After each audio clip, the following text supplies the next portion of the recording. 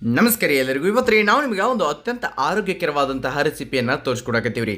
ಈ ಒಂದು ರೆಸಿಪಿ ನೀವು 100% ತಿಂದಿರಂಗಿಲ್ಲ ರೀ, ಅದು ನಿಮಗೆ ಗೊತ್ತೂ ಇರಂಗಿಲ್ಲ ರೀ. ಆಲ್ಮೋಸ್ಟ್ ಜನಕ್ಕೆ ಇದು ಗೊತ್ತಿರಲ್ಲ ರೀ, ಆದ್ರೆ ಹಿರಿಯರು ಎಲ್ಲರಿಗೂ ಇದು ಗೊತ್ತಿರ್ತೈತಿ. ಯಾಕಂತಂದ್ರೆ ಅವರು ಪ್ರತಿಯೊಂದು ಅಡುಗೆ ಒಳಗೆ ಅಷ್ಟು ಆರೋಗ್ಯಕರವಾದಂತಹ ಗುಣಗಳನ್ನ ನೋಡ್ಕೊಂಡು ಅಡುಗೆ ಮಾಡ್ತಿದ್ರಿ ಅಂತ ಒಂದು ಸಿಂಪಲ್ ಆಗಿರುವಂಥ ರೆಸಿಪಿಯನ್ನು ನಾವು ತೋರಿಸ್ಕೊಡ್ತೀವಿ. ಈ ಚಾನಲ್ ಸಬ್ಸ್ಕ್ರೈಬ್ ಮಾಡಿಲ್ಲ ಅಂತಂದ್ರೆ ಮಾಡಿ. ಒಂದು ಪಾನಾಗ ನೀವು 1/4 ಕಪ್ಪಷ್ಟು ಉದ್ದಿನ ಕಾಳನ್ನು ತೊಗೊಂಡು ಅವನ್ನ ಸ್ವಲ್ಪ ಅದರದೊಂದು ಘಮ ಬರ್ತೈತೆ ರೀ, ಅಲ್ಲಿ ತಕ್ಕ ನೀವು ಇವುಗಳನ್ನ ಹುರಿಬೇಕ್ರಿ. ಇವಕ್ಕೆ ಅಂದರೆ ನಾವು ಈಗ ತೋರಿಸುವಂತಹ ಒಂದು ರೆಸಿಪಿ ಏನೈತಿಲ್ಲ, ಇದಕ್ಕೆ ಉದ್ದಿನ ಪಳವು ಅಥವಾ ಉದ್ದಿನ ಪಳವು ಅಂತ ಕರೀತಾರೆ. ಒಂದು ಸಾಂಪ್ರದಾಯಿಕವಾದಂತಹ ಮಸ್ತಾಗಿರುವಂತಹ ರೆಸಿಪಿ ರೀತಿ ಅಷ್ಟೇ ಹೆಲ್ದಿ ಆಗಿರುವಂಥದ್ದು ರೀ. ಇವನ್ನ ಹುರ್ಕೊಂಡು ತಗೊಂಡಿಟ್ಟು ಇನ್ನು ಅದ ಬಣ್ಣಾಗ 1 ಚಮಚ ಅಷ್ಟು ಅಡುಗೆ ಎಣ್ಣೆಯನ್ನು ಕಾಯಕ್ಕಿಟ್ಟು ಎಣ್ಣೆ ಕಾದಾದ ನಂತರ ಇದಕ್ಕೆ ನೀವು ಜೀರಿಗೆನ ಹಾಕಿ ಅವು ಚಟ್ ಅಂತ ಹೇಳಿ ಮಾಡಾಕತ್ತಿರ್ತಾವಲ್ಲ, ಅವಾಗ ನಿಮಗೆ ಎಷ್ಟು ಬೇಕು ನೋಡಿಕೊಂಡು ನಿಮ್ಮ ಖಾರಕ್ಕೆ ಅನುಗುಣವಾಗಿ ಹಸಿ ಮೆಣಸನ್ನು ಹಾಕಿರಿ. ಅದಾದ ನಂತರ ಏನು ಮಾಡಿರಿ, ಇವನ್ನ ಚಂದಂಗಿ ಎರಡನ್ನೂ ಹುರಿರಿ. ಮುಂದಕ್ಕೆ ಇದ್ರೊಳಗೆ ಏನು ಮಾಡಿರಿ, ಸ್ವಲ್ಪ ಕೊತ್ತಂಬರಿಯನ್ನು ನೀವು ತೊಗೊಂಬಂದು ಸೇರಿಸಿರಿ ತಿತ್ರಿ. ಅಷ್ಟಾದ ನಂತರ ಏನು ಮಾಡಿರಿ, ಅದನ್ನು ಸಹ ಎಣ್ಣೆ ಒಳಗೆ ಸ್ವಲ್ಪ ನೀವು ಆ ಕಡೆ ಮಾಡಿ ಇಟ್ಕೋರಿ. ಇನ್ನು ನೆಕ್ಸ್ಟ್ ಒಂದು ಮಿಕ್ಸರ್ ಜಾರ್ದಾಗ ಹುರಿದಂತಹ ಉದ್ದಿನ ಕಾಳುಗಳನ್ನ ಹಾಕೊಂಡು ತಿತ್ರಿ 1/4 ಕಪ್ ಅಷ್ಟಿದ್ದು ಅವನ್ನ ನಾವು ಗರ್ರ ಅನ್ಸ್ಕೊಂಡು ಆ ಒಂದು ಕಾಳಿನ ಹಿಟ್ಟನ್ನು ಮಾಡ್ಕೊಂಡು ನಾವು ತೊಗೊಂಡು ಬರೋಣ ತಿತ್ರಿ.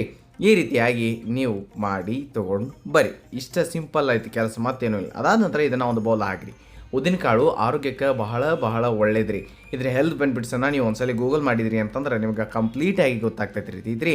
ಆಮೇಲೆ ಈಗ ಉಳಿದಿದ್ದೇನಿತ್ತು ನೋಡಿ ಫ್ರೈ ಮಾಡಿದ್ದ, ಅದನ್ನೆಲ್ಲನೂ ನೀವು ಒಂದು ಮಿಕ್ಸರ್ ಜಾರ್ದಾಗ ಹಾಕಿ ಒಂದು ಸ್ವಲ್ಪ ಅದಕ್ಕೆ ಉಪ್ಪನ್ನು ನೀವು ಸೇರಿಸಿರಿ. ಅದಾದ ನಂತರ ಇದಕ್ಕೆ ಬೆಳ್ಳುಳ್ಳಿ ಹೆಸರುಗಳನ್ನು ಹಾಕಿರಿ. ಸಣ್ಣ ದೊಡ್ಡ ನೋಡ್ಕೊಂಡು ಇಡಬೇಕು ಅಷ್ಟು ಹಾಕಿ ಅದನ್ನೊಮ್ಮೆ ಹೋಗಿ ಗೆರ್ರ ಅಂಥೇಳಿ ಅಣಿಸ್ಕೊಂಡು ತೊಗೊಂಡು ಬರ್ರಿ ತಿದ್ರಿ. ಇಷ್ಟ ಒಂದ್ಸಲ ಉಲ್ಟಾ ರನ್ ಮಾಡಿ ತೊಗೊಂಬಂದ್ರೂ ನಡೀತೈತಿ. ಇಷ್ಟು ನೀವು ಮಾಡ್ಕೊಂಡ ಈ ಒಂದು ಖಾರವನ್ನು ನೀವು ಈ ಒಂದು ಉದ್ದಿನ ಹಿಟ್ಟಿತ್ತೆ ನೋಡ್ರಿ, ಉದ್ದಿನ ಕಾಳಿಂದ ಅದರೊಳಗಣ ಸೇರಿಸಿರಿ. ಈಗ ಇದಕ್ಕೆ ಏನು ಮಾಡಿರಿ, ನೀವು ಇದಕ್ಕೆ ಕಟ್ ಮಾಡಿರುವಂತಹ ಒಂದು ಮೀಡಿಯಮ್ ಅಥವಾ ಸಣ್ಣ ಸೈಜ್ ಉಳ್ಳಾಗಡ್ಡೆಯನ್ನು ಹಾಕಿರಿ. ಅದಾದ ನಂತರ ಏನು ಮಾಡಿರಿ, ಇದಕ್ಕೆ ಒಂದು ಅರ್ಧ ಕಪ್ಪಷ್ಟು ಮೊಸರನ್ನು ನೀವು ಸೇರಿಸ್ಬೇಕಾಗತ್ತೆ. ಮುಂದಕ್ಕೆ ಇದರೊಳಗೆ ನೀರನ್ನು ನೀವು ಹಾಕಬೇಕಾಗತ್ತೆ ತಿದ್ರಲ್ಲ. ಇಲ್ಲ ಅಂತಂದ್ರೆ 1 ಕಪ್ಪಷ್ಟು ನೀರನ್ನು ನೀವು ಇದಕ್ಕೆ ಸೇರಿಸಿರಿ.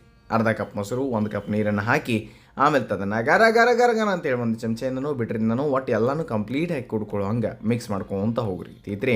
ನಿಮಗೆ ಇದೇ ಹೇಳತ್ತಿದ್ದೀನಿ ನಾ, ಉದ್ದಿನಕಾಳು ಈ ಮಸಲ್ ಹೆಲ್ತ್ಗೆ, ಆಮೇಲೆ ಹಾರ್ಟ್ಗೆ, ಅದಾದ ನಂತರ ಬೋನ್ಸ್ಗೆ, ಸ್ಕಿನ್ಗೆ, ಹೇರಿಗೆ ಎಲ್ಲದಕ್ಕೂ ಒಳ್ಳೇದ್ರಿ.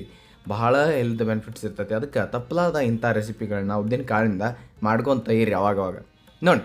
ಇದಕ್ಕೊಂದು ಸಿಂಪಲ್ ಒಗ್ಗರಣೆ ಅಂತಂದರೆ ಏನೂ ಇಲ್ಲ ರೀ. ಒಂದು ಪಾನಾಗ ಸ್ವಲ್ಪ ಎಣ್ಣೆಕಾಯಿ ಹಾಕಿಟ್ಟ ಸಾಸಿವೆ ಹಾಕಿ ಇಂಗನ್ನು ಸೇರಿಸಿ ಕರಿಬೇವನ್ನು ಹಾಕಿ ಸ್ವಲ್ಪ ಅದನ್ನು ಅನ್ನಿಸಿ ತೊಗೊಂಡು ಬಂದು ಇದ್ರೊಳಗೆ ಹಾಕಿದ್ರಿ ಅಂತಂದ್ರೆ ಮುಗಿದೋಯ್ತು. ಒಂದು ಸಿಂಪಲ್ ಆಗಿರುವಂತಹ ಒಗ್ಗರಣೆ ತಯಾರಾಗ್ತೈತಿ ರೀ. ಮತ್ತು ಈ ಒಂದು ರೆಸಿಪಿಯನ್ನು ನೀವು ಇನ್ನತನ ಮಾಡಿರಲಿಲ್ಲ ಅಂತಂದ್ರೆ ನೀವು ಮಾಡೋದು ಬಹಳ ಒಳ್ಳೇದ್ರಿ.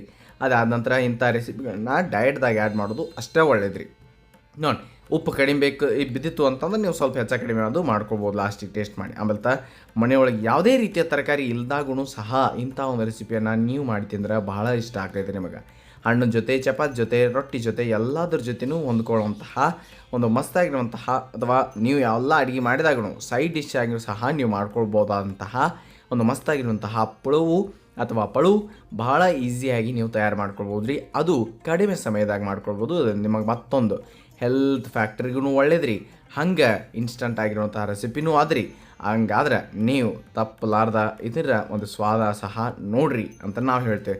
ಹಾಗೆ ನೀವು ಟ್ರೈ ಮಾಡಿದ ಮೇಲೆ ಇದನ್ನು ಹೆಂಗೆ ಮಾಡಿದ್ರಿ, ಅದಾದ ನಂತರ ಯಾವ ರೀತಿ ಟೇಸ್ಟ್ ಬಂದಿತ್ತು ಅನ್ನೋದನ್ನು ಕಮೆಂಟ್ ಸೆಕ್ಷನ್ನಾಗ ಹೇಳೋದು ಮರೆಯೋಕ್ಕೆ ಹೋಗ್ಬೇಡ್ರಿ. ಹಾಗೆ ಇನ್ನಿತರ ಹಲವಾರು ಹೆಲ್ದಿ ರೆಸಿಪಿಗಳನ್ನ ತಾವು ನೋಡೋರಿದ್ರೆ ನಮ್ಮ ಸವಿರುಚಿಯ ಸೊಬಗನ್ನು ಒಂದ್ಸಲ ಚೆಕ್ ಮಾಡಿರಿ ಅಂತ ಹೇಳ್ತಾ ನೆನಪಿರ್ರಿ, ಇದು ಸವಿರುಚಿಯ ಸೊಬಗು ಅನ್ನದಾತ ಸುಖೀಭವ. ಧನ್ಯವಾದಗಳು, ನಮಸ್ಕಾರ.